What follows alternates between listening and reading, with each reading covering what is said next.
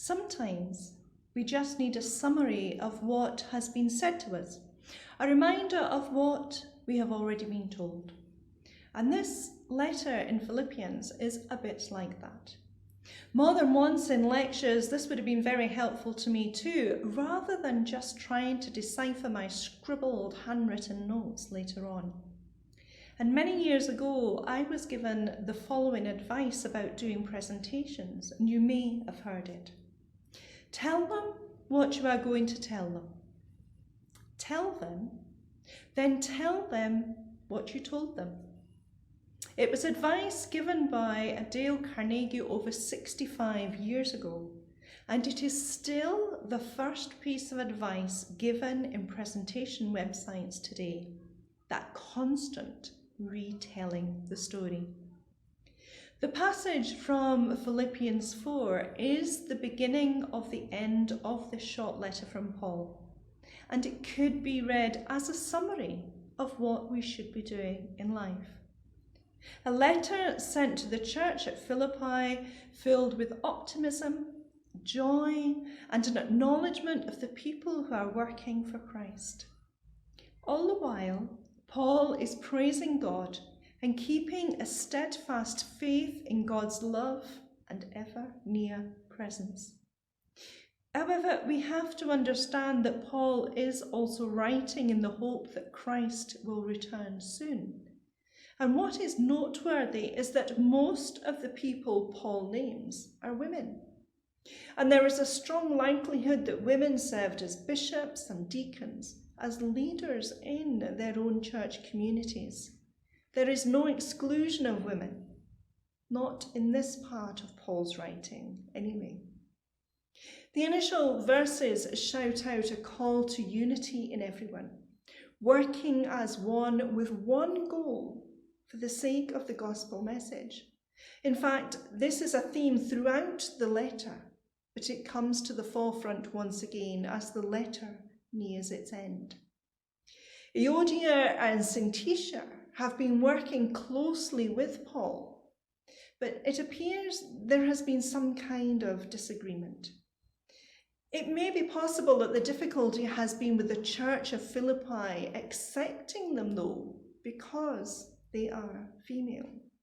And Paul is providing them with credentials, urging people to support them as they supported him. But either way, it shows that tension in the early church existed just as much as it does now.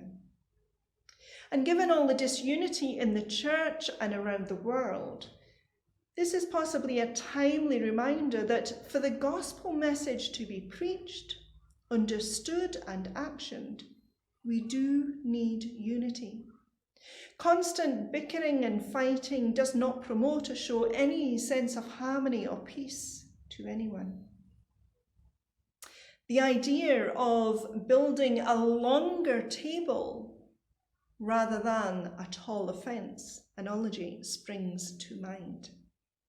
Because it is only when we come together and allow each other space to talk and actively listen to what is being said that we begin to see things from another perspective and work out where our similarities lie and work on from there.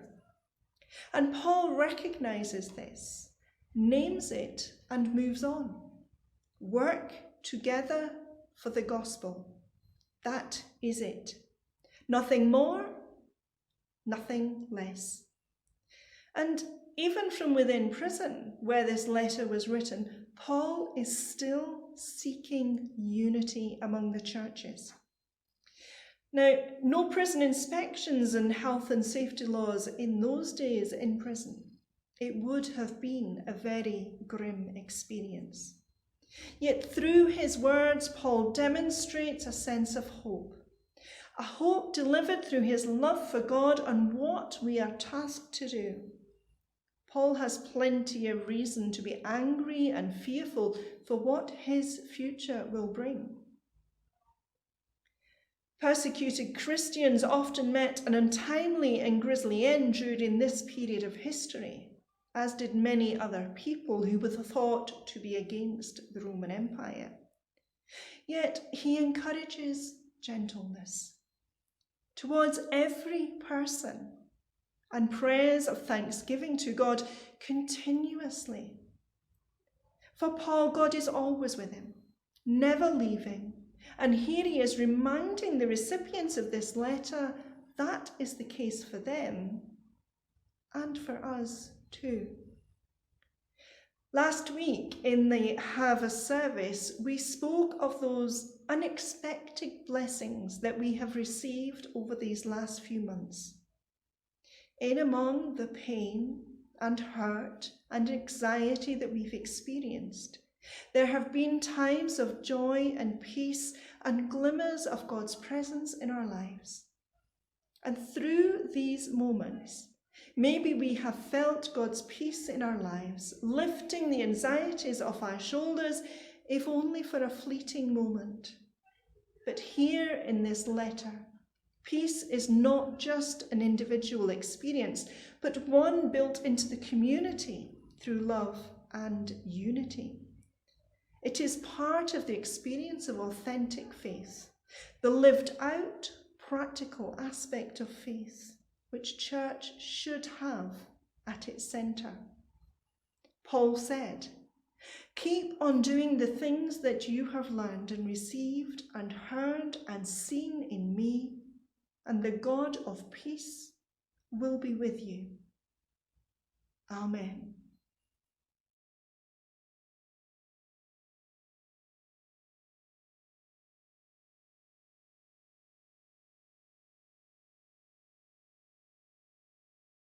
During our time of prayer, there will be a period of silence for your own prayers to God. Let us pray. Creator God, even in the most adverse situations, you stay with us even when we cannot find you. Your loving presence waits for us to hear your still small voice calling us back. And as we wait on news that will affect what we can do and who we can see and visit, anxieties heighten and we find ourselves in places we do not want to be again. With possibilities of further lockdowns in the near future, we fear for those who already struggle with mental health anxiety and to whom their support and lifelines are not so easily accessible. Loving God, may we do our part and reach out to them, to write, to call, to speak online, and assure them of our support whenever they are in need.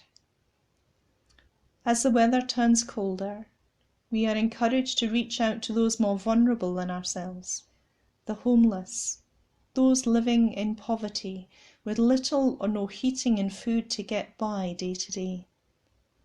May we, as a community and Church of Christ, respond by offering what we can to enable them to experience God's love in action, God's peace in welcome, and God's acknowledgement that they are not forgotten. Loving God, with news of illness and those we know and love having died, we feel the pain of their passing and a deep sense of longing for your comfort because we cannot be with each other in our grief. May we remember all those who are bereaved, the poorly, those in care homes and hospitals to whom visitors cannot visit easily. Remind us to be there for them in other ways until this time passes and we can reach out and hold each other in understanding and love. And now, as we move into silence with the prayers of those we know and love, let us also remember those in the wider community who have no one offering a prayer for them. Hear us now in the silence.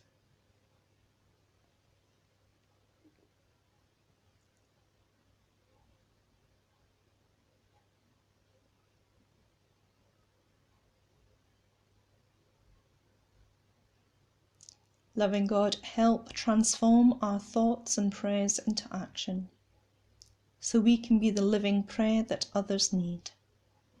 Amen.